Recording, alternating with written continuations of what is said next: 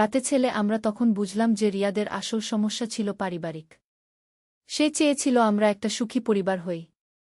Doctor বললেন, রিয়াদকে এখন বাড়িতে নিয়ে যেতে পারেন। কিন্তু আপনাদের পারিবারিক সমস্যার সমাধান করতে হবে। আমরা রিয়াদকে বাড়িতে নিয়ে এলাম। রিয়াদ বাড়িতে এসে আমাদের কাছে ক্ষমা চাইল। সে বলল, মা, আব্বা, আমি ভুল করেছি। আমি শুধু চেয়েছিলাম আমাদের পরিবার যেন সুখী হয়। রফিক রিয়াদকে জড়িয়ে ধরে বলল, ছেলে, তুই যা করেছিস সেটা ভুল ছিল। কিন্তু আমিও ভুল করেছি। আমি তোর মা আর তোদের যথেষ্ট সময় দিইনি। সেদিন থেকে রফিক তার কাজের চাপ কমিয়ে আমাদের সাথে বেশি সময় কাটানো শুরু করল। রিয়াদও তার স্বাভাবিক জীবনে ফিরে গেল। কিন্তু আমাদের পরিবারের আসল রহস্য তখনও বাকি ছিল। একদিন রিয়াদ আমাকে বলল, মা, আমি তোমাকে একটা সিক্রেট বলবো। কিন্তু তুমি কারো কাছে বলবে না। আমি বললাম, বল, কি সিক্রেট? রিয়াদ বলল, মা, আমি যখন ছোট ছিলাম তখন আমি দাদুর পুরনো ট্রাঙ্ক থেকে কিছু চিঠি পেয়েছিলাম। সেই চিঠিগুলো পড়ে আমি জানতে পারি যে আব্বা আসলে আমার বাবা নন। আমি হকচকিয়ে গেলাম। আমি বললাম, কি বলছিস তুই? কি ধরনের চিঠি? রিয়াদ বলল, মা, দাদু একটা চিঠিতে লিখেছিল যে তুমি বিয়ের আগেই আমার সাথে প্রেগন্যান্ট হয়েছিলে। আব্বা জানত না। তুমি আব্বাকে বিয়ে করার পর আমার জন্ম হয়। আমার মাথা ঘুরতে লাগল। এই তথ্য সত্যি ছিল। কিন্তু আমি কখনো ভাবিনি যে রিয়াদ এটা জানে। আমি বললাম, রিয়াদ, এইসব কথা তুই কোথায় পেলি?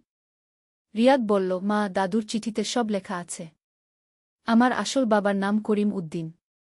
তিনি একজন আর্মি অফিসার ছিলেন। যুদ্ধে মারা গেছেন। আমি বুঝলাম যে রিয়াদ সত্যি জানে। আমার শ্বশুর মারা যাওয়ার আগে তিনি আমার সম্পর্কে সব জানতেন। হয়তো তিনি কোথাও লিখে রেখেছিলেন। আমি রিয়াদকে বললাম, হ্যাঁ, এটা সত্যি। করিম তোর আসল বাবা। কিন্তু রফিক তোকে নিজের ছেলের মতো ভালোবেসেছে। রিয়াদ বলল, মা, আমি জানি আব্বা আমাকে ভালোবাসে। কিন্তু আমি আমার আসল বাবার সম্পর্কে জানতে চাই।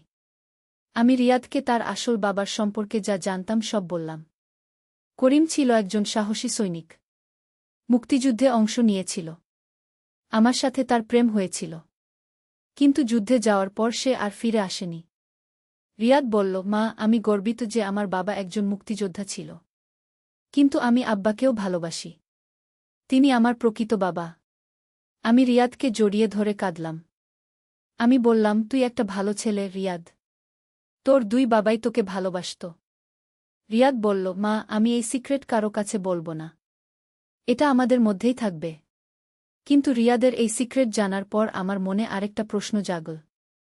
রিয়াদ যদি এইসব জানত তাহলে সে কেন আমার প্রতি এমন আচরণ করেছিল? আমি রিয়াদকে জিজ্ঞেস করলাম, রিয়াদ, তুই যদি জানতিস যে রফিক তোর আসল বাবা নয়, তাহলে তুই কেন তার উপর রাগ করেছিলিস? রিয়াদ বলল, মা, আমি রাগ করিনি যে তিনি আমার আসল বাবা নন। আমি রাগ করেছিলাম কারণ তিনি তোমার যত্ন নিচ্ছিলেন না। আমি মনে করতাম তুমি অসুখী। আমি বুঝলাম যে রিয়াদ সত্যিই আমার জন্য চিন্তিত ছিল। সে দেখেছিল যে আমি সারাদিন একা থাকি। রফিক কাজে ব্যস্ত থাকে। আমি বললাম, রিয়াদ, আমি অসুখী নই। আমি তোর আব্বাকে ভালোবাসি।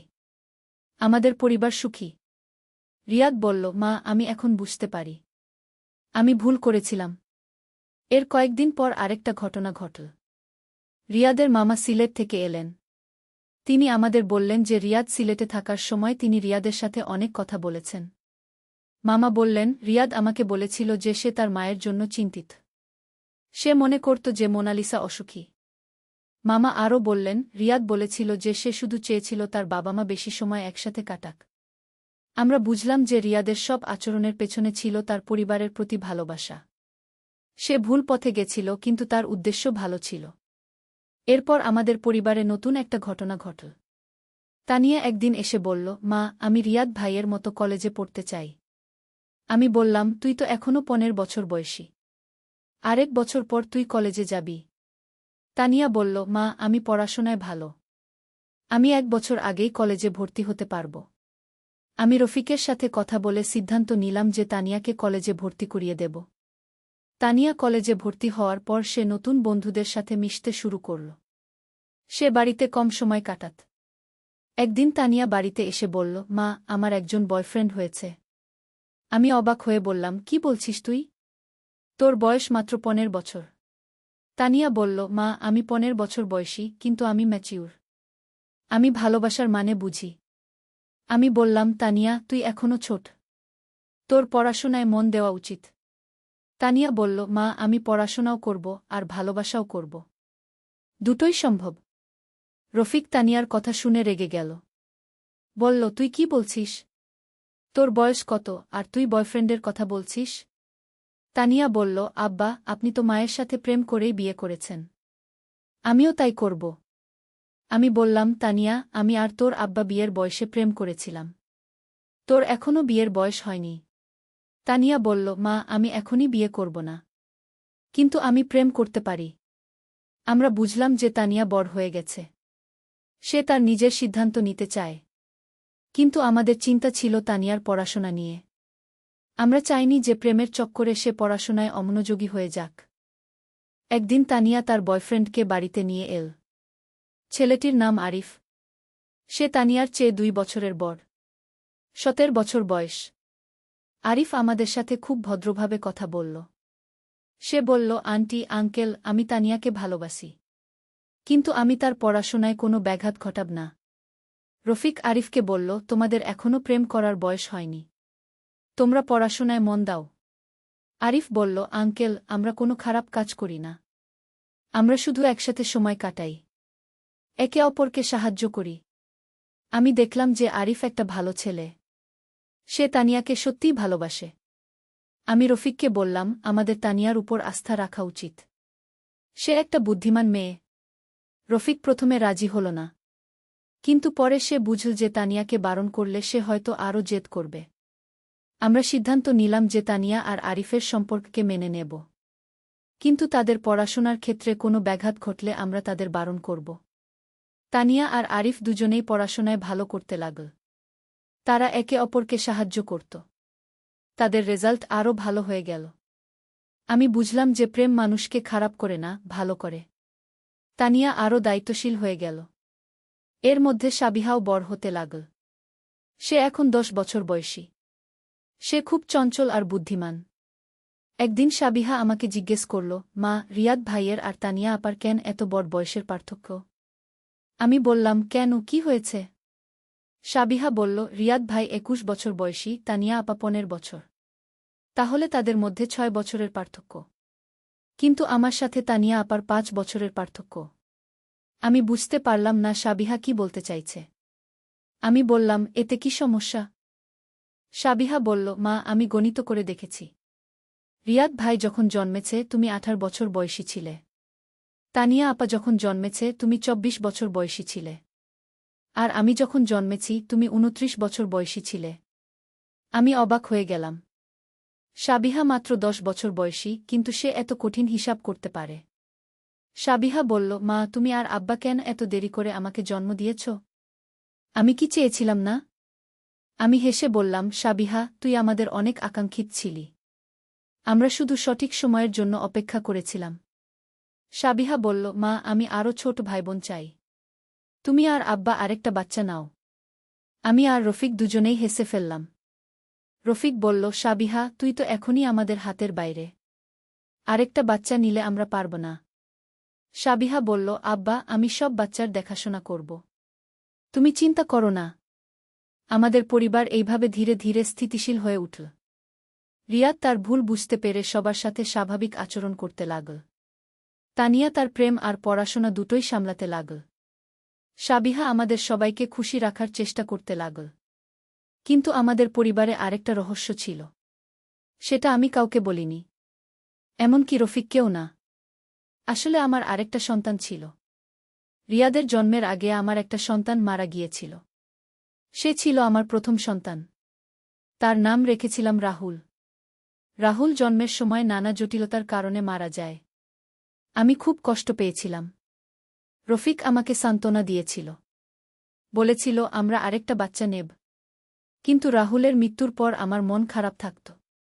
আমি ভাবতাম রাহুল যদি বেঁচে থাকত তাহলে কেমন হতো। রিয়াদের জন্মের পর আমি রাহুলের কথা ভুলে যাওয়ার চেষ্টা করেছিলাম। কিন্তু মাঝে মাঝে রাহুলের কথা মনে পড়ত। একদিন আমি রিয়াদকে রাহুলের কথা বললাম। রিয়াদ বলল, মা তুমি আমাকে এতদিন কেন বলনি? আমার একটা ভাই ছিল। আমি বললাম, রিয়াদ, আমি তোকে কষ্ট দিতে চাইনি। রাহুল আমাদের ছেড়ে চলে গেছে। রিয়াদ বলল, মা, আমি রাহুল ভাইয়ের কবর দেখতে চাই। আমি রিয়াদকে নিয়ে কবরস্থানে গেলাম। রাহুলের কবরের সামনে দাঁড়িয়ে আমি কাঁদলাম। রিয়াদও কাঁদল। রিয়াদ বলল, মা, রাহুল ভাই এখন স্বর্গে আছে। সে আমাদের দেখছে। আমি বললাম, হ্যাঁ, রাহুল আমাদের দেখছে। সে চায় আমরা সুখী থাকি। সেদিনের পর আমি মনে মনে শান্তি পেলাম। আমি বুঝলাম যে রাহুল আমাদের সাথে আছে। সে আমাদের পরিবারের একজন সদস্য। আমি তানিয়া আর সাবিহাকেও রাহুলের কথা বললাম। তারা বলল, মা, রাহুল ভাই আমাদের গার্ডিয়ান এঞ্জেল। আমাদের পরিবার এইভাবে আরও শক্তিশালী হয়ে উঠল। আমরা বুঝলাম যে পরিবার শুধু জীবিত মানুষদের নিয়ে নয়। যারা আমাদের ছেড়ে চলে গেছে তারাও আমাদের পরিবারের অংশ। রফিক যখন রাহুলের কথা জানল তখন সে আমাকে জড়িয়ে ধরে কাঁদল। বলল, মোনালিসা, তুমি এত কষ্ট একা সহ্য করেছ। আমি তোমার পাশে থাকতে পারিনি। আমি বললাম, রফিক, তুমি সবসময় আমার পাশে ছিলে। আমি শুধু রাহুলের কথা বলতে পারিনি। রফিক বলল, এখন থেকে আমরা রাহুলকেও আমাদের পরিবারের সদস্য হিসেবে মনে রাখব। আমাদের পরিবারের গল্প এইভাবে শেষ হয় না। আমাদের জীবনে আরও অনেক ঘটনা ঘটবে। কিন্তু আমরা জানি যে আমরা একসাথে আছি। আমরা একে অপরকে ভালোবাসি। রিয়াদ এখন তার ভুল থেকে শিক্ষা নিয়েছে। সে একটা ভালো ছেলে হয়ে উঠেছে। তানিয়া তার পড়াশোনা আর প্রেম দুটোই সামলাচ্ছে। সাবিহা আমাদের সবাইকে খুশি রাখার চেষ্টা করে। রফিক এখন আমাদের সাথে বেশি সময় কাটায়। সে বুঝতে পেরেছে যে পরিবার কতটা গুরুত্বপূর্ণ। আমি এখন খুশি। আমার পরিবার সুখী। আমরা একসাথে আছি। এটাই আমার কাছে সবচেয়ে বড় পাওয়া। আমাদের এই গল্প হয়তো অদ্ভুত লাগতে পারে, কিন্তু এটাই জীবন। জীবনে নানা ধরনের সমস্যা আসে, কিন্তু পরিবারের ভালোবাসা দিয়ে সব সমস্যার সমাধান করা যায়। আমি আশা করি আমার এই গল্প শুনে আপনারা বুঝতে পারবেন যে পরিবার কতটা গুরুত্বপূর্ণ। পরিবারের সদস্যদের মধ্যে যদি কোনো সমস্যা হয় তাহলে সেটার সমাধান করতে হবে। একে অপরকে বোঝার চেষ্টা করতে হবে। আমাদের পরিবারে রিয়াদের যে সমস্যা হয়েছিল সেটার মূল কারণ ছিল ভুল বোঝাবুঝি। রিয়াদ মনে করেছিল যে তার মা অসুখী। কিন্তু আসলে আমি অসুখী ছিলাম না। আমি শুধু একটু একা থাকতাম। যদি রিয়াদ আমার সাথে সোজাসুজি কথা বলত তাহলে এত সমস্যা হতো না। কিন্তু সে ভুল পথে গিয়েছিল। কিন্তু শেষ পর্যন্ত সব ঠিক হয়ে গেছে। আমাদের পরিবার আবার সুখী হয়েছে। আমি মনে করি যে প্রতিটি পরিবারে এই ধরনের সমস্যার ঘরে এসেছে। বলল, মা, একটু কথা আছে। আমি বিছানায় বসেছিলাম। সে আমার পাশে এসে বসল। বলল, মা, তুমি কি কখনো ভেবেছ আমিই তোমার জীবনে প্রথম পুরুষ? আমি অবাক হয়ে জিজ্ঞেস করলাম, মানে? সে বলল, আমি তোমার পেটে প্রথম এসেছি। তোমার শরীরে প্রথম বাস করেছি। তোমার বুকে প্রথম ঘুমিয়েছি। আমি বললাম, তুই আমার ছেলে? সে আমার দিকে তাকিয়ে বলল, হ্যাঁ, কিন্তু এখন আমি একজন পূর্ণবয়স্ক পুরুষ। আমি তোমাকে ভালোবাসি, মা নয়, একজন নারী হিসেবে। আমি চাই তুমি আমার স্ত্রী হও। রাতের নীরবতায় তার কথাগুলো গমগম করে উঠল। এই গল্পটি সম্পূর্ণ শুনলে আপনাদের পানি অটোমেটিক বের হয়ে যাবে, সো যত দ্রুত সম্ভব হাতের কাছে টিস্যু নিয়ে বসে পড়ো। বিছানার চাদর যেন নষ্ট না হয় সেটা সম্পূর্ণ খেয়াল রাখার অনুরোধ জানিয়ে গল্পটি এখন শুরু করব। তার আগে সর্বশেষ অনুরোধ, দয়া করে এমন পানি বের করার গল্প নিয়মিত শুনতে আমাদের চ্যানেলটি সকলেই সাবস্ক্রাইব করুন। ধন্যবাদ। হ্যালো বন্ধুরা, আমার নাম মোনালিসা খান। আমার বয়স ৩৯ বছর। আমার স্বামীর নাম রফিকুল ইসলাম, বয়স ৫২ বছর। আমাদের ৩ সন্তান, রিয়াদ, তানিয়া আর সাবিহা। রিয়াদ ২১ বছর বয়সী, ভার্সিটিতে পড়ে। তানিয়া ১৫ বছর বয়সী, উচ্চ মাধ্যমিকে পড়ে। সাবিহা ১০ বছর বয়সী, প্রাইমারি স্কুলে যায়। আমার এই অদ্ভুত গল্পটা শুরু হয়েছিল ঠিক ৩ মাস আগে। সেদিন ছিল শুক্রবার রাত। আমি আমার ঘরে একা ছিলাম। রফিক অফিসের কাজে চট্টগ্রাম গেছে। বাচ্চারা সবাই ঘুমিয়ে গেছে। হঠাৎ রিয়াদ আমার ঘরে ঢুকল। আমি তখন বিছানায় বসে একটা উপন্যাস পড়ছিলাম। রিয়াদ বলল, মা, একটু কথা আছে। আমি বললাম, বল, কি কথা? রিয়াদ আমার পাশে এসে বসল। তার মুখ দেখে মনে হচ্ছিল বেশ গুরুত্বপূর্ণ কিছু বলবে। মা, তুমি কি কখনো ভেবেছ আমিই তোমার জীবনে প্রথম পুরুষ? রিয়াদের এই কথা শুনে আমি অবাক হয়ে গেলাম। আমি জিজ্ঞেস করলাম, মানে কি? রিয়াদ বলল, আমি তোমার পেটে প্রথম এসেছি। তোমার শরীরে প্রথম বাস করেছি। তোমার বুকে প্রথম ঘুমিয়েছি। আমিই তোমার প্রথম সন্তান। আমি বললাম, হ্যাঁ, তুই আমার প্রথম সন্তান। তুই আমার ছেলে। রিয়াদ আমার দিকে তাকিয়ে বলল, হ্যাঁ মা, কিন্তু এখন আমি একজন পূর্ণবয়স্ক পুরুষ। আমি 21 বছর বয়সী। আমি তোমাকে ভালোবাসি, মা নয়, একজন নারী হিসেবে। আমি চাই তুমি আমার স্ত্রী হও। রাতের নীরবতায় রিয়াদের কথাগুলো গমগম করে উঠল। আমার মাথা ঝিমঝিম করতে লাগল। আমি বুঝতে পারছিলাম না কি বলবো। আমি বললাম, রিয়াদ, তুই কি বলছিস? তুই আমার ছেলে। আমি তোর মা। রিয়াদ বলল, মা, আমি জানি এটা অদ্ভুত শোনাচ্ছে। কিন্তু আমি সিরিয়াস। আমি তোমাকে সত্যিই ভালোবাসি। তুমি এত সুন্দর, এত যত্নশীল। আব্বা তোমার যোগ্য নয়। আমি হকচকিয়ে গেলাম। এই কথাগুলো শুনে আমার মনে হচ্ছিল আমি স্বপ্ন দেখছি। আমি বললাম, রিয়াদ, তুই মানসিক ভারসাম্য হারিয়ে ফেলেছিস? এইসব কি বলছিস? রিয়াদ বলল, মা, আমি একদম সুস্থ আছি। আমি যা বলছি তা আমার হৃদয়ের কথা। আমি তোমাকে ভালোবাসি। আমি চাই তুমি আমার হয়ে যাও। আমি বললাম, রিয়াদ, তুই আমার ছেলে। আমি তোর মা। এইসব কথা বলা উচিত নয়। তুই তোর রুমে যা। কিন্তু রিয়াদ উঠে যায়নি। সে বলল, মা, তুমি আমার কথা একবার ভেবে দেখো। আমি তোমাকে খুশি রাখতে পারব। আব্বার চেয়ে ভালো। আমি রেগে গিয়ে বললাম, রিয়াদ, তুই এখুনি তোর রুমে চলে যা। এইসব বাজে কথা আর বলিস না। রিয়াদ তখন উঠে গেল। কিন্তু যাওয়ার সময় বলল, মা, আমি হাল ছাড়ব না। আমি তোমাকে পেতেই হবে। সেদিনের পর থেকে রিয়াদের আচরণ একদম বদলে গেল। সে আমার দিকে এমনভাবে তাকাত যেন আমি তার কোনো প্রেমিকা। সে আমার সাথে কথা বলার সময় এমন সুরে কথা বলত যেন আমি তার স্ত্রী। আমি খুবই অস্বস্তি বোধ করতাম। আমি রফিককে কিছু বলিনি। কারণ আমি ভেবেছিলাম হয়তো রিয়াদের মানসিক কোনো সমস্যা হয়েছে। হয়তো কয়েকদিন পর ঠিক হয়ে যাবে। কিন্তু দিন যত যাচ্ছিল রিয়াদের আচরণ আরও খারাপ হচ্ছিল। সে আমার ঘরে আসত, আমার বিছানায় বসত। আমার হাত ধরার চেষ্টা করত। আমি তাকে বারণ করলে সে বলত, মা, আমি তোমাকে ভালোবাসি। তুমি কেন আমাকে এড়িয়ে যাচ্ছ? একদিন রিয়াদ আমাকে বলল, মা, আমার একটা প্রস্তাব আছে। আমরা দুজনে একসাথে কোথাও চলে যাই। শুধু আমরা দুজন। আমি বললাম, রিয়াদ, তুই কি বলছিস? আমি তোর মা। আমি তোর সাথে কোথাও যাব না। রিয়াদ বলল, মা, তুমি আমার কথা বুঝতে চাও না। আমি তোমাকে সত্যিই ভালোবাসি। আমি তোমাকে নিয়ে সুখী হতে চাই। আমি তখন বুঝলাম যে রিয়াদের সত্যিই কোনো মানসিক সমস্যা হয়েছে। আমি একজন সাইকোলজিস্টের সাথে যোগাযোগ করার সিদ্ধান্ত নিলাম। কিন্তু রিয়াদ যখন জানল আমি তাকে ডাক্তারের কাছে নিয়ে যেতে চাই, তখন সে খুব রেগে গেল। সে বলল, মা, আমার কোনো সমস্যা নেই। আমি একদম সুস্থ। আমি শুধু তোমাকে ভালোবাসি। একদিন রাতে রিয়াদ আবার আমার ঘরে এল। সেদিন রফিক বাড়িতে ছিল, কিন্তু সে ঘুমিয়েছিল। রিয়াদ আমার কাছে এসে বসল। বলল, মা, আমি তোমার জন্য একটা উপহার এনেছি। সে একটা ছোট বাক্স বের করল। বাক্সটা খুলতেই দেখি একটা সোনার আংটি। রিয়াদ বলল, মা, এটা তোমার জন্য। এটা একটা বিয়ের আংটি। আমি হতভম্ব হয়ে গেলাম। আমি বললাম, রিয়াদ, তুই কি করছিস? এইসব কি? রিয়াদ বলল, মা, আমি তোমাকে বিয়ে করতে চাই। আমি তোমার জন্য এই আংটি কিনেছি। প্লিজ, তুমি আমার প্রস্তাব মেনে নাও।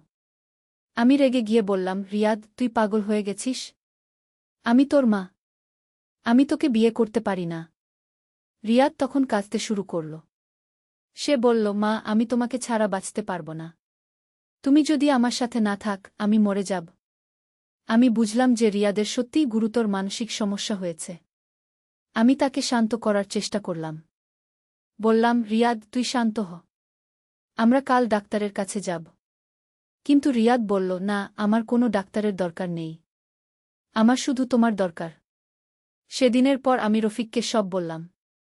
রফিক খুব রেগে গেল। সে বলল, আমি রিয়াদের সাথে কথা বলবো। এইসব বাজে কথা বলা বন্ধ করতে হবে। পরদিন রফিক রিয়াদের সাথে কথা বলল। কিন্তু রিয়াদ তার বাবার কথা শুনল না। সে বলল, আব্বা, আপনি বুঝবেন না। আমি মাকে ভালোবাসি। রফিক রেগে গিয়ে রিয়াদকে চড় মারল। বলল, তুই কি বলছিস? তোর মার দিকে এইভাবে তাকানোর সাহস হয় কিভাবে? রিয়াদ কিন্তু হাল ছাড়ল না। সে বলল, আব্বা, আপনি আমাকে মারুন, কিন্তু আমি মাকে ছাড়তে পারব না। আমরা তখন বুঝলাম যে রিয়াদকে সাইকিয়াট্রিস্টের কাছে নিয়ে যেতে হবে। আমরা একজন বিখ্যাত সাইকিয়াট্রিস্ট ডাক্তার আহমেদের কাছে গেলাম। ডাক্তার রিয়াদের সাথে অনেকক্ষণ কথা বললেন। তারপর আমাদের বললেন, রিয়াদের ইডিপাস কমপ্লেক্স হয়েছে। এটা একটা মানসিক অসুস্থতা। সে তার মায়ের প্রতি যৌন আকর্ষণ অনুভব করছে।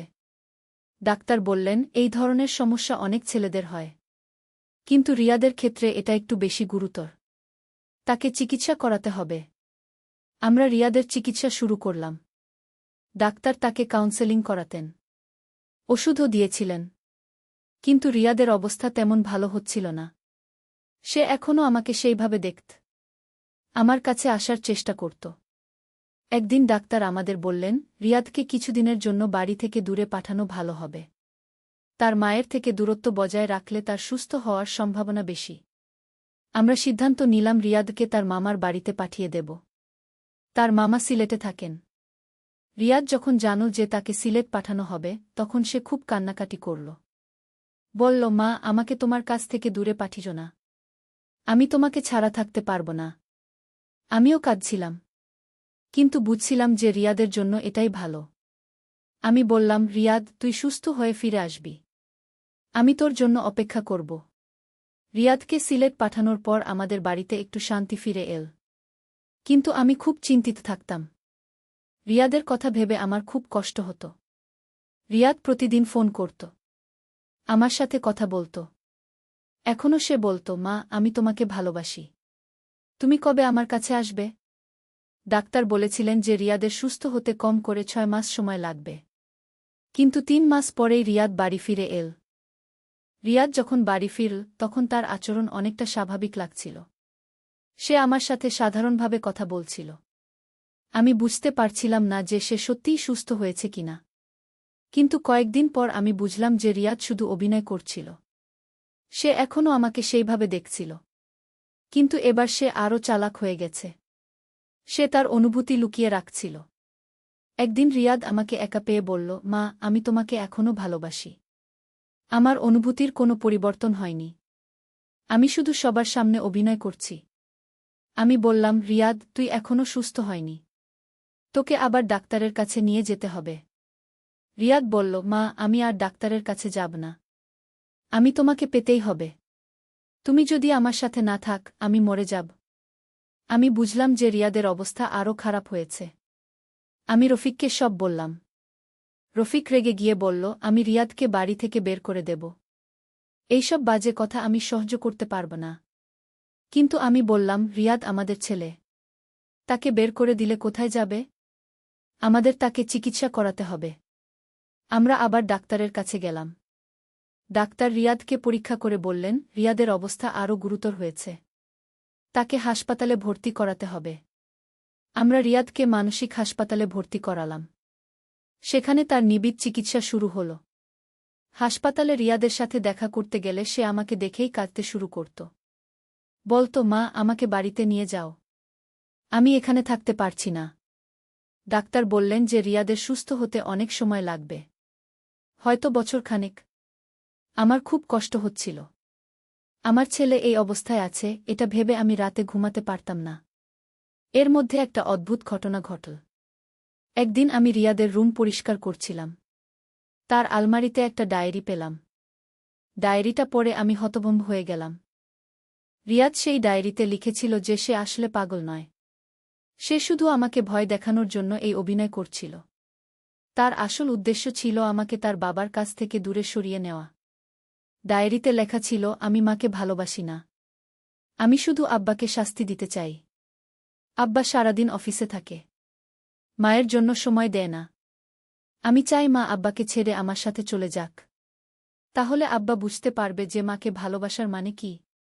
আমি এই ডায়েরি পড়ে বুঝলাম যে রিয়াদ আসলে তার বাবার উপর রাগ ছিল। সে মনে করত যে রফিক আমাকে যথেষ্ট ভালোবাসে না। আমি রফিককে এই ডায়েরি দেখালাম। রফিক পড়ে বলল, তাহলে রিয়াদ আমাদের সাথে মিথ্যা বলেছে? সে আসলে পাগল নয়? আমি বললাম, হতে পারে সে শুরুতে অভিনয় করেছিল, কিন্তু এখন হয়তো সত্যিই তার মানসিক সমস্যা হয়েছে। আমরা ডাক্তারকে এই ডায়েরির কথা বললাম। ডাক্তার বললেন, এটা সম্ভব। অনেক সময় মানুষ অভিনয় করতে করতে সত্যিই অসুস্থ হয়ে যায়। ডাক্তার বললেন, রিয়াদের সাথে আরও কথা বলতে হবে। তার আসল সমস্যা কি সেটা বের করতে হবে। কয়েক সপ্তাহ পর ডাক্তার আমাদের ডেকে বললেন, রিয়াদের সাথে কথা বলে আমি বুঝেছি যে তার মূল সমস্যা তার বাবার প্রতি ঈর্ষা। সে মনে করে যে তার বাবা তার মায়ের সাথে যথেষ্ট সময় কাটায় না।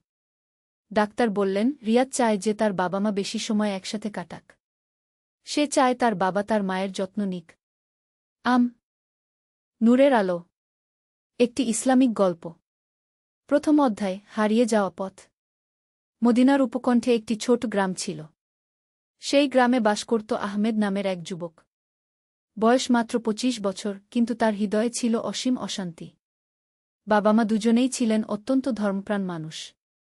প্রতিদিন ফজরের নামাজের আগে উঠে তারা কুরআন তিলাওয়াত করতেন। কিন্তু আহমেদের মন কেমন জানি ভিন্ন দিকে ঝুঁকেছিল। আহমেদ ছিল অত্যন্ত মেধাবী। তার পড়াশোনায় কোনো অভাব ছিল না।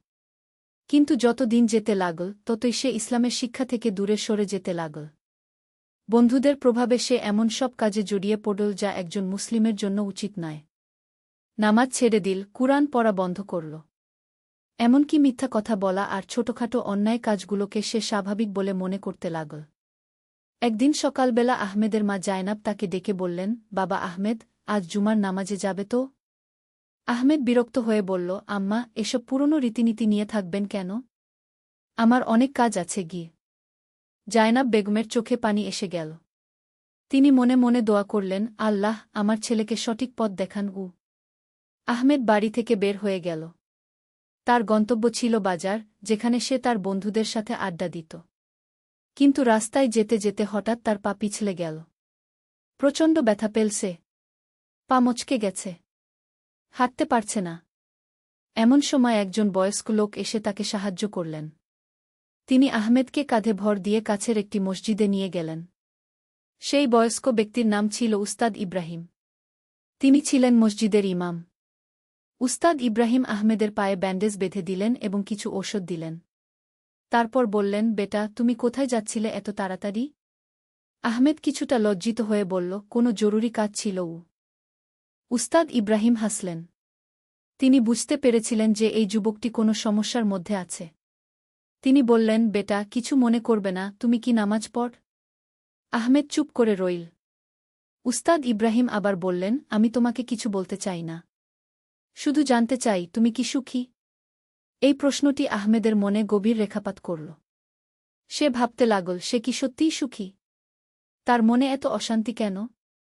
কেন সে সব সময় খিটখিটে মেজাজে থাকে? উস্তাদ ইব্রাহিম বললেন, তুমি একটু বিশ্রাম নাও। জুহরের নামাজ পর্যন্ত এখানেই থাকব।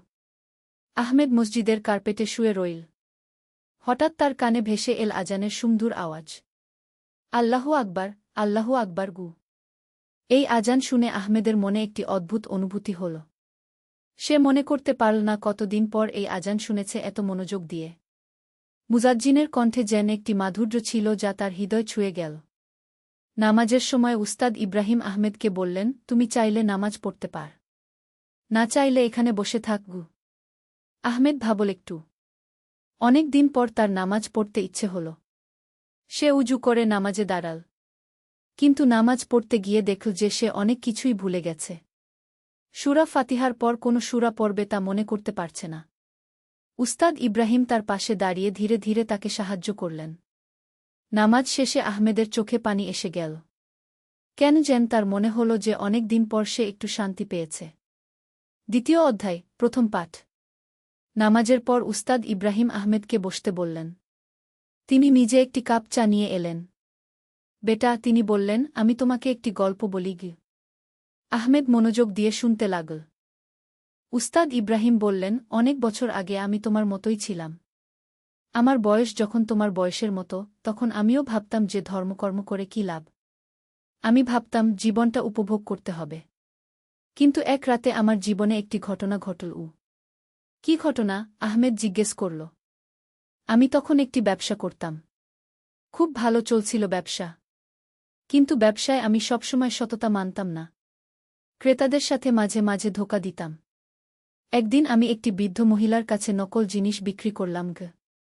উস্তাদ ইব্রাহিম একটু থামলেন, তারপর আবার বললেন, সেই রাতে আমার একটি স্বপ্ন হল। স্বপ্নে দেখলাম আমি কিয়ামতের দিনে দাঁড়িয়ে আছি। সেই বৃদ্ধ মহিলা আমার সামনে দাঁড়িয়ে। তার হাতে সেই নকল জিনিস।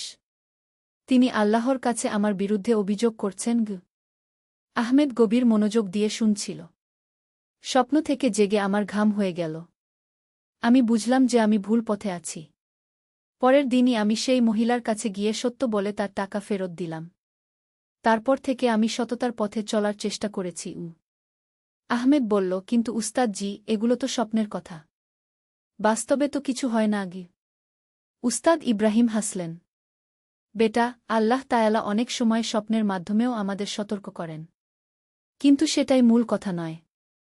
মূল কথা হল, আমি যখন সততার পথে চলতে শুরু করলাম, তখন আমার মনের অশান্তি দূর হয়ে গেল।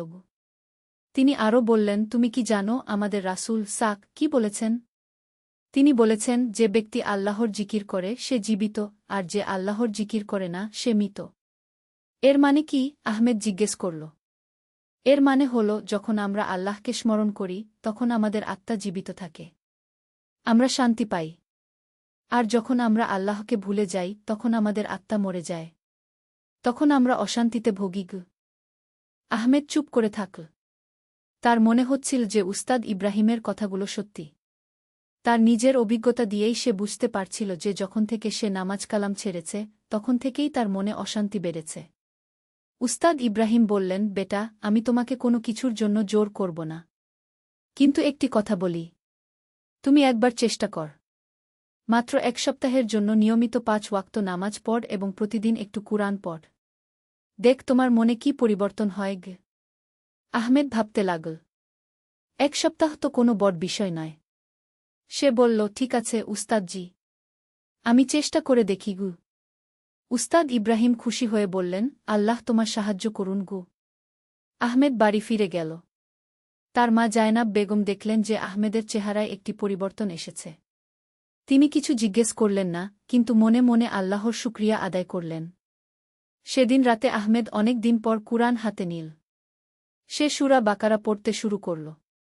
কিছুক্ষণ পড়ার পর তার চোখ ভিজে গেল। কুরআনের এই আয়াতটি তার মনে গেঁথে গেল। আর যারা ঈমান এনেছে এবং সৎকাজ করেছে তাদের জন্য রয়েছে জান্নাত, যার নিচ দিয়ে প্রবাহিত হয় নদীসমূহ। সেই রাতে আহমেদের অনেক দিন পরে ভালো ঘুম হল। 3য় অধ্যায়, পরীক্ষার সময়। পরের দিন থেকে আহমেদ তার প্রতিজ্ঞা অনুযায়ী নিয়মিত নামাজ পড়তে শুরু করল। প্রথম দিন খুবই কষ্ট হল। ফজরের নামাজের জন্য ভোরে উঠতে পারল না। কিন্তু সে হার মানল না। পরের দিন অ্যালার্ম দিয়ে রাখল। 3 দিন পার হওয়ার পর আহমেদের মনে একটু পরিবর্তন অনুভব করল। তার রাগ গুস্সা কমে গেছে। মা বাবার সাথে কথা বলার সময় আগের মতো বিরক্তি লাগছে না। কিন্তু 4র্থ দিনে একটি পরীক্ষা এল। আহমেদের বন্ধু রফিক এসে বলল, আরে আহমেদ, কি হয়েছে তোর? কয়েকদিন ধরে আমাদের সাথে আড্ডা দিতে আসছিস না। চল আজ একটা ভালো জায়গায় যাই। রফিক তাকে এমন এক জায়গায় যেতে বলল যেখানে গেলে নামাজ পড়া সম্ভব হবে না। আহমেদ দ্বিধায় পড়ে গেল। একদিকে বন্ধুর চাপ, অন্যদিকে উস্তাদ ইব্রাহিমের কাছে দেওয়া প্রতিজ্ঞা। আহমেদ বলল, রফিক, আজ যেতে পারব না। আমার একটা জরুরি কাজ আছে। রফিক হেসে বলল, আরে ভাই, এসব ধর্মের চক্করে পড়েছিস নাকি? এসব কিছুই না। জীবন একটাই, উপভোগ করগু। আহমেদের মনে খুব দ্বন্দ্ব হল। কিন্তু সে মনে মনে দোয়া করল এবং দৃঢ়ভাবে বলল, না ভাই, আজ যাব না। রফিক রেগে গিয়ে চলে গেল। সেদিন আহমেদ জুহরের নামাজ পড়তে গেল উস্তাদ ইব্রাহিমের মসজিদে। নামাজের পর উস্তাদজি তাকে দেখে খুশি হলেন। কেমন লাগছে? উস্তাদ ইব্রাহিম জিজ্ঞেস করলেন। ভালো লাগছে, আহমেদ বলল। কিন্তু একটা সমস্যা হয়েছে। আমার বন্ধুরা আমার উপর রেগে গেছে। উস্তাদ ইব্রাহিম বললেন, বেটা, এটা একটা পরীক্ষা।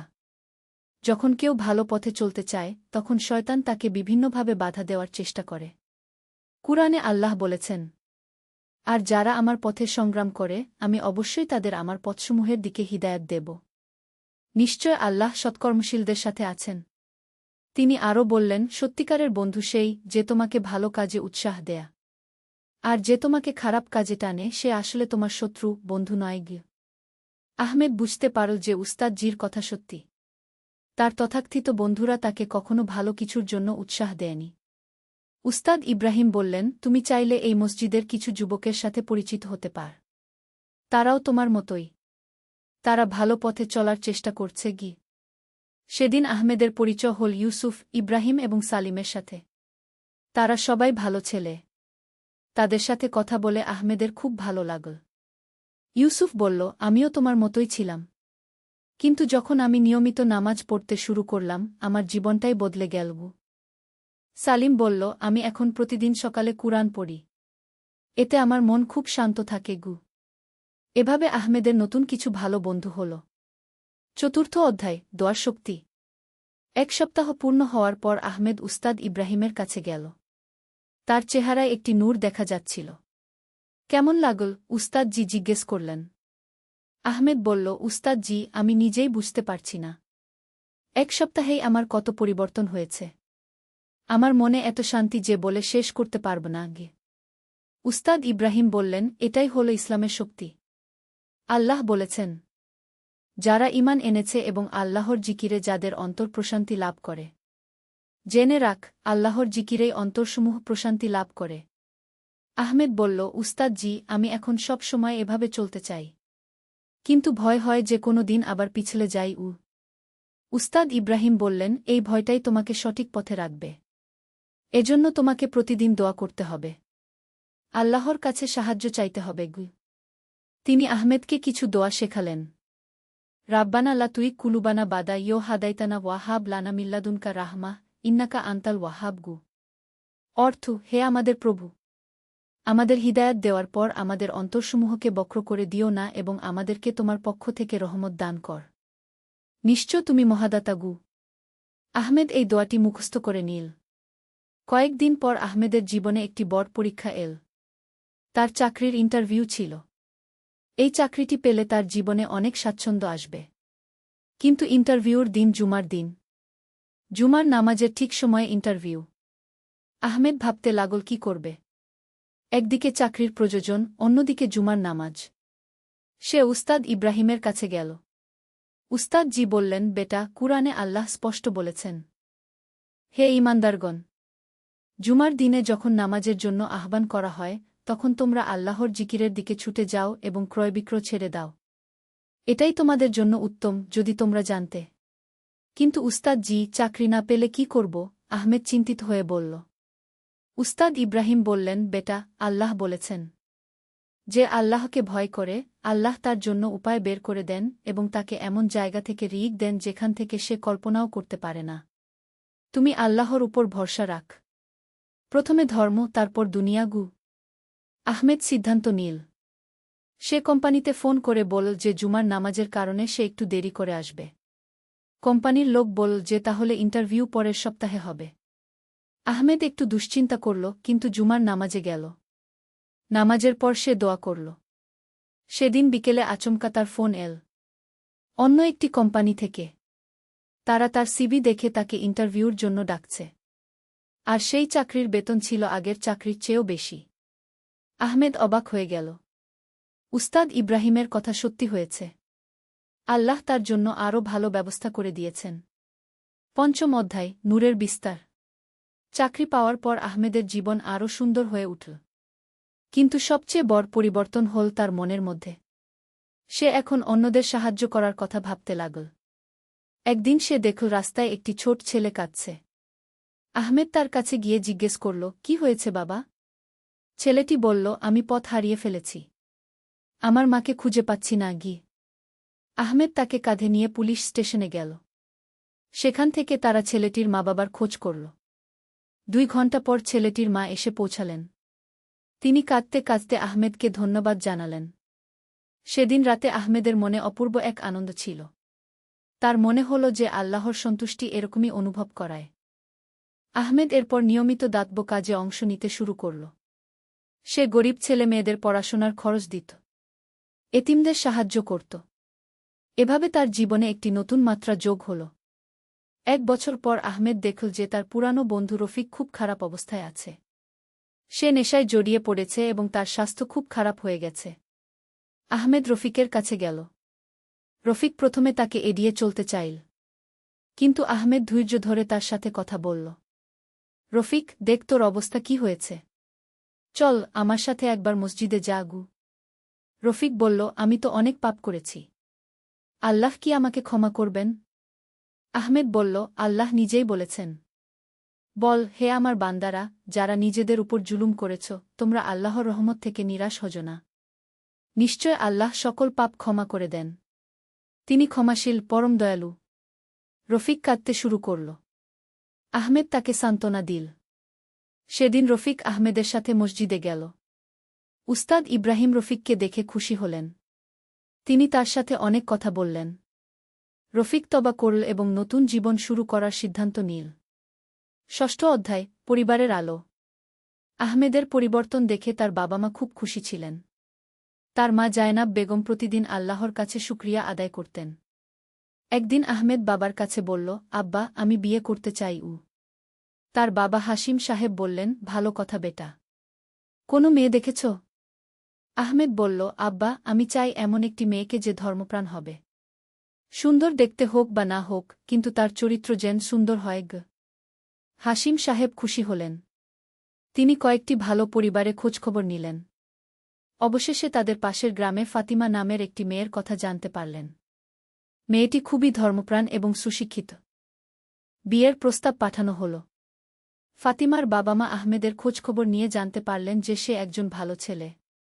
তারা প্রস্তাবে রাজি হয়ে গেলেন। বিয়ের আগে আহমেদ এবং ফাতিমার একটি সভা হল যেখানে পরিবারের সবাই উপস্থিত ছিলেন। আহমেদ ফাতিমাকে বলল, আমি চাই আমাদের ঘর হবে এমন যেখানে আল্লাহর জিকির হবে, কুরআন তিলাওয়াত হবে। ফাতিমা বলল, এটাই আমার স্বপ্ন। বিয়ে হল খুব সাদাসিধেভাবে, কিন্তু বরকতে ভরপুর। বিয়ের পর আহমেদ ও ফাতিমা নিয়মিত একসাথে কুরআন পড়তেন। তাদের ঘরে এক অপূর্ব শান্তির পরিবেশ ছিল। একদিন ফাতিমা আহমেদকে বলল, আমি একটি কুরআন শিক্ষার স্কুল খুলতে চাই, ছোট মেয়েদের জন্য। আহমেদ খুশি হয়ে বলল, চমৎকার আইডিয়া। আমি তোমাকে সব ধরনের সাহায্য করব। এভাবে তারা মিলে একটি ছোট মক্তব খুল। সেখানে পাড়ার ছোট মেয়েরা কুরআন পড়তে শিখত। ধীরে ধীরে এই মক্তবের সুনাম ছড়িয়ে গেল। সপ্তম অধ্যায়, বিপদের পরীক্ষা। আহমেদের জীবন যখন খুব সুখে চলছিল, তখন আল্লাহ তায়ালা তাকে একটি কঠিন পরীক্ষায় ফেললেন। আহমেদের বাবা হাসিম সাহেব হঠাৎ খুব অসুস্থ হয়ে পড়লেন। ডাক্তার বললেন যে তার হার্টে সমস্যা হয়েছে, অপারেশন করাতে হবে। অপারেশনের খরচ ছিল অনেক। আহমেদের সব সঞ্চয় শেষ হয়ে গেল, কিন্তু তবুও টাকা কম পড়ছিল। আহমেদ চিন্তায় পড়ে গেল। এমন সময় তার অফিসের বস তাকে একটি প্রস্তাব দিল। একটি কন্ট্রাক্ট পেতে হলে কিছু ঘুষ দিতে হবে। সেই কন্ট্রাক্ট পেলে আহমেদের বিশাল কমিশন হবে। আহমেদের মনে দ্বন্দ্ব শুরু হল। একদিকে বাবার চিকিৎসার জরুরি প্রয়োজন, অন্যদিকে ঘুষ দেওয়া হারাম। সেই রাতে আহমেদ অনেক কান্নাকাটি করে আল্লাহর কাছে দোয়া করল। সে সূরা বাকারার এই আয়াতটি পড়ল, আর যে আল্লাহকে ভয় করে, আল্লাহ তার জন্য উপায় বের করে দেন। পরের দিন আহমেদ তার বসকে বলল যে সে ঘুষ দেবে না। বস রেগে গেল, কিন্তু আহমেদ তার সিদ্ধান্তে অটুট রইল। সেদিন বিকেলে একটি অলৌকিক ঘটনা ঘটল। আহমেদের চাচা, যিনি বিদেশে থাকতেন, হঠাৎ ফোন করে বললেন যে তিনি হাসিম সাহেবের চিকিৎসার সব খরচ দেবেন। আহমেদ বুঝতে পারল যে এটি আল্লাহর সাহায্য। যে আল্লাহকে ভয় করে, আল্লাহ তার জন্য অভাবনীয় উপায় বের করে দেন। হাসিম সাহেবের অপারেশন সফল হল। কয়েক মাস পর তিনি সুস্থ হয়ে উঠলেন। এই ঘটনার পর আহমেদের ঈমান আরও শক্তিশালী হল। অষ্টম অধ্যায়, নেতৃত্বের দায়িত্ব। কয়েক বছর পর উস্তাদ ইব্রাহিম খুব বিদ্ধ হয়ে পড়লেন। একদিন তিনি আহমেদকে ডেকে বললেন, বেটা, আমি এখন খুব দুর্বল। আমি চাই তুমি আমার কাজ এগিয়ে নিয়ে যাও। আহমেদ বলল, উস্তাদ জি, আমি তো আপনার মতো জ্ঞানী নই। উস্তাদ ইব্রাহিম বললেন, জ্ঞান অর্জন করতে হয়, কিন্তু সবচেয়ে বড় কথা হল নিয়ত। তোমার নিয়ত ভালো, আল্লাহ তোমাকে সাহায্য করবেন। তিনি আহমেদকে আরও বললেন, তুমি এই এলাকার যুবকদের সংগঠিত কর, তাদের ভালো পথে আনার চেষ্টা করব। আহমেদ এই দায়িত্ব নিল। সে ইউসুফ, সালিম এবং আরও কয়েকজন ভালো ছেলেকে নিয়ে একটি ইসলামিক যুব সংগঠন গঠন করল। তারা প্রতি সপ্তাহে একটি আলোচনা সভার আয়োজন করত। এই সভাগুলোতে তারা কুরআন হাদিসের আলোচনা করত, ইসলামের সুন্দর শিক্ষাগুলো তুলে ধরত। ধীরে ধীরে এলাকার অনেক যুবক এই সংগঠনের সাথে যুক্ত হতে লাগল। আহমেদ দেখল যে যারা এই সংগঠনের সাথে যুক্ত হচ্ছে তাদের জীবনে ইতিবাচক পরিবর্তন আসছে। তারা খারাপ সঙ্গ ছেড়ে দিচ্ছে, নিয়মিত নামাজ পড়ছে। একদিন তাদের একটি বিশেষ অনুষ্ঠানে জেলার ম্যাজিস্ট্রেট সাহেব এলেন। তিনি তাদের কাজ দেখে খুশি হলেন। তিনি বললেন, তোমরা যে কাজ করছ এটা সমাজের জন্য খুবই প্রয়োজনীয়। আমি তোমাদের সব ধরনের সহযোগিতা করব। এই সংগঠনের মাধ্যমে আহমেদ বুঝল যে একজন মানুষ যদি নিজেকে পরিবর্তন করে তাহলে সে অন্যদেরও পরিবর্তনে অনুপ্রাণিত করতে পারে। নবম অধ্যায়, পরবর্তী প্রজন্মের জন্য। আহমেদ ও ফাতিমার সংসারে একটি ছেলে সন্তানের জন্ম হল। তার নাম রাখল ইব্রাহিম, উস্তাদ ইব্রাহিমের নামে। উস্তাদ ইব্রাহিম যখন ছোট ইব্রাহিমকে কোলে নিলেন তখন তার চোখে পানি এসে গেল। তিনি দোয়া করলেন, আল্লাহ, এই শিশুকে ভালো মানুষ বানাও, তাকে দ্বীনের খেদমতের তৌফিক দাও। আহমেদ ও ফাতিমা ঠিক করলেন যে তারা তাদের সন্তানকে ছোটবেলা থেকেই ভালো শিক্ষা দেবেন। শুধু দুনিয়াবী শিক্ষা নয়, দ্বীনি শিক্ষাও। ছোট ইব্রাহিম যখন কথা বলতে শিখল তখন তার মা তাকে প্রথমে শেখালেন ও আল্লাহ শব্দটি, তারপর লা ইলাহা ইল্লাল্লাহ গো। আহমেদ প্রতিদিন তার ছেলেকে কুরআনের ছোট ছোট সূরা শেখাত। ছেলে যখন একটু বড় হল তখন তাকে নামাজ পড়তে শেখাল। একদিন 5 বছরের ইব্রাহিম তার বাবাকে বলল, আব্বা, আমি আল্লাহকে ভালোবাসি। আহমেদের চোখে পানি এসে গেল। তিনি বুঝতে পারলেন যে আল্লাহ তার পরিবারকে কত বরকত দিয়েছেন। ইব্রাহিম বড় হতে লাগল। সে ছিল খুবই মেধাবী এবং ভদ্র। স্কুলের সবাই তাকে পছন্দ করত। কিন্তু সবচেয়ে ভালো কথা হল সে ছিল খুবই ধর্মপ্রাণ। 10 বছর বয়সে ইব্রাহিম পূর্ণ কুরআন শরীফ পড়ে শেষ করল। পাড়ার সবাই তার আমিন অনুষ্ঠানে এল। উস্তাদ ইব্রাহিম, যিনি তখন অনেক বৃদ্ধ, তিনিও এলেন। তিনি ছোট ইব্রাহিমের জন্য দোয়া করলেন। 10ম অধ্যায়, জীবনের পরিণতি। বছর চলে গেল। আহমেদ এখন মধ্যবয়স্ক। তার ছেলে ইব্রাহিম এখন বিশ্ববিদ্যালয়ে পড়ে। সে ইসলামিক স্টাডিজে অনার্স করছে। তার স্বপ্ন হল একজন আলেম হওয়া। আহমেদের যুব সংগঠন এখন অনেক বড় হয়েছে। তারা এখন পুরো জেলায় কাজ করে। অনেক যুবক তাদের সংগঠনের মাধ্যমে সঠিক পথে এসেছে। ফাতিমার মক্তব্য এখন একটি বড় ইসলামিক স্কুলে রূপ নিয়েছে। সেখানে শত শত মেয়ে পড়াশোনা করে। শুধু ধর্মীয় শিক্ষা নয়, আধুনিক শিক্ষাও দেওয়া হয়। একদিন উস্তাদ ইব্রাহিম আহমেদকে ডেকে বললেন, বেটা, আমি এখন খুব দুর্বল। আমার মনে হয় আল্লাহ আমাকে তার কাছে ডাকছেন গু। আহমেদ কাঁদিতে শুরু করল। উস্তাদ জি তাকে সান্ত্বনা দিয়ে বললেন, কাঁদিস না। মৃত্যু তো সবার জন্য নির্ধারিত। আমি খুশি যে আমি তোমাকে ভালো পথে দেখতে পাচ্ছি। তুমি আমার কাজ এগিয়ে নিয়ে যাচ্ছ। তিনি আরও বললেন, তুমি জানো, যখন আমি প্রথম তোমাকে দেখেছিলাম তখনই আমার মনে হয়েছিল যে তুমি কিছু একটা করবে। আল্লাহ তোমাকে ব্যবহার করবেন গ। কয়েকদিন পর উস্তাদ ইব্রাহিম ইন্তেকাল করলেন।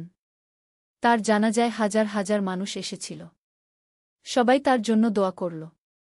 আহমেদ উস্তাদ জির কবরের পাশে দাঁড়িয়ে প্রতিজ্ঞা করল, উস্তাদ জি, আমি আপনার কাজ এগিয়ে নিয়ে যাব। যতদিন বেঁচে থাকব মানুষকে আল্লাহর পথে ডাকব। 11 অধ্যায়, নূরের বিস্তার। আহমেদ এখন তার এলাকার একজন সম্মানিত ব্যক্তি। সবাই তাকে আহমেদ ভাই বলে ডাকে। কেউ কোনো সমস্যায় পড়লে তার কাছে আসে। তিনি সবাইকে ইসলামের আলোকে সমাধান দেওয়ার চেষ্টা করেন। একদিন একটি পরিবারের মধ্যে ঝগড়া হয়েছিল। স্বামী স্ত্রীর মধ্যে মনোমালিন্য। তারা আহমেদের কাছে এল সমাধানের জন্য। আহমেদ তাদের দুজনকেই আলাদা আলাদা করে কথা বলল। তারপর তাদের একসাথে বসিয়ে কুরআনের এই আয়াত শোনাল, তোমাদের স্ত্রীদের সাথে সদ্ভাবে জীবনযাপন কর। যদি তোমরা তাদের অপছন্দ কর তবে হতে পারে তোমরা এমন কিছু অপছন্দ করছো যাতে আল্লাহ অনেক কল্যাণ রেখেছেন গু। আর স্ত্রীকে বল, সৎকর্মশীল স্ত্রীরা হয় অনুগত এবং তারা লুকিয়ে রাখে যা আল্লাহ হেফাজত করতে বলেছেন গু। তিনি তাদের বোঝালেন যে দাম্পত্য জীবনে ধৈর্য এবং ক্ষমার গুরুত্ব কত বেশি। একে অপরের ভালো দিকগুলো দেখতে হবে। সেই স্বামী স্ত্রী আহমেদের কথায় প্রভাবিত হয়ে একে অপরের কাছে ক্ষমা চাইল। তাদের সংসারে আবার শান্তি ফিরে এল। এরকম অনেক পরিবারের মধ্যে আহমেদ শান্তি ফিরিয়ে আনলেন। তার সবচেয়ে বড় অস্ত্র ছিল কুরআন হাদিসের শিক্ষা। দ্বাদশ অধ্যায় পরবর্তী প্রজন্মের দায়িত্ব। আহমেদের ছেলে ইব্রাহিম এখন একজন যোগ্য আলেম হয়েছেন। তিনি তার বাবার পদাঙ্ক অনুসরণ করে মানুষকে ইসলামের দিকে ডাকার কাজ শুরু করেছেন। একদিন আহমেদ তার ছেলেকে বললেন, বেটা, মনে আছে যেদিন তোমার নানা উস্তাদ ইব্রাহিম আমার জীবন পরিবর্তন করে দিয়েছিলেন? আজ তুমিও সেই একই কাজ করছ। ইব্রাহিম বললেন, আব্বা, আল্লাহর কাছে শুকরিয়া যে তিনি আমাদের এই তৌফিক দিয়েছেন গু। আহমেদ তার ছেলের দিকে তাকিয়ে দেখলেন। তার চোখে সেই একই নূর যা একদিন তিনি উস্তাদ ইব্রাহিমের চোখে দেখেছিলেন। বেটা, আহমেদ বললেন, মনে রাখবে, আমাদের দায়িত্ব শুধু কথা বলা নয়। আমাদের আমল দিয়েও মানুষকে প্রভাবিত করতে হবে। রাসূল সাক বলেছেন, তোমরা আমার উম্মতের মধ্যে সেই ব্যক্তি যে মানুষকে কল্যাণের দিকে ডাকবে।